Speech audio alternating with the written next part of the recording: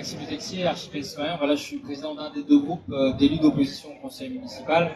Je vais revenir sur la méthode Moudin, que nous on vit là-haut, pour avoir conscience de ce qui se joue et de ce qu'il essaie de faire. L'ISDAT, c'est un bon exemple de la méthode insidieuse qui est annoncée par le maire. Première étape, la sidération. Je cogne très fort en octobre en annonçant 25 millions de coupes. On est obligé de couper les robinets, alors qu'il sait très bien que les chiffres sur lesquels il se base, c'est le plan Barnier qui vient de tomber. Il sait que les chiffres sont moindres. Il cache les vrais chiffres, qui ne sont pas finalement 25 millions de coupes budgétaires, mais 5 fois moins. Mais maintenant qu'il a annoncé moins 60% sur les centres culturels, moins 40% sur la culture, il peut faire le grand prince et accueillir de gré à gré chaque structure et monter les structures les unes contre les autres. Parce que c'est ça la méthode. On a demandé les chiffres, on a demandé son plan dans l'établissement. Le 27 mars, on était là-haut, on a dit vous avez les chiffres. Vous pouvez nous expliquer là où vous allez couper, là où vous allez moins couper.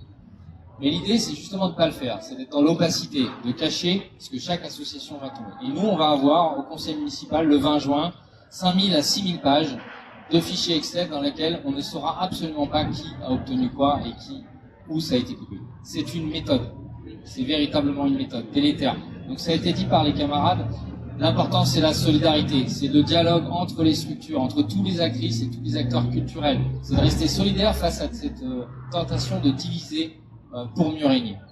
Je parle aussi d'un autre élément qui est très important, c'est la culture est une cible.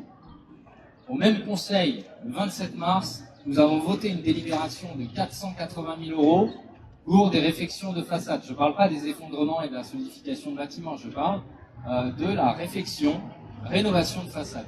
Et quand on a posé la question en conseil, j'ai interpellé Jean-Louis Moudin en lui disant comment vous pouvez annoncer moins 40% sur la culture et ne pas toucher à ces subventions. C'est un autre sujet, et ça c'est une subvention habituelle, circuler, il n'y a rien à voir. Donc il y a plein de secteurs qui ne sont pas du tout touchés par même pas 1 centime d'austérité. On va financer, par exemple, on paye des lobbies de l'aéronautique pour organiser des événements au mythe. On subventionne le lobby le plus riche de France pour qu'il organise des événements pour l'aéronautique au mythe. On marche sur la tête. Et ça, faut le savoir, la culture est une cible.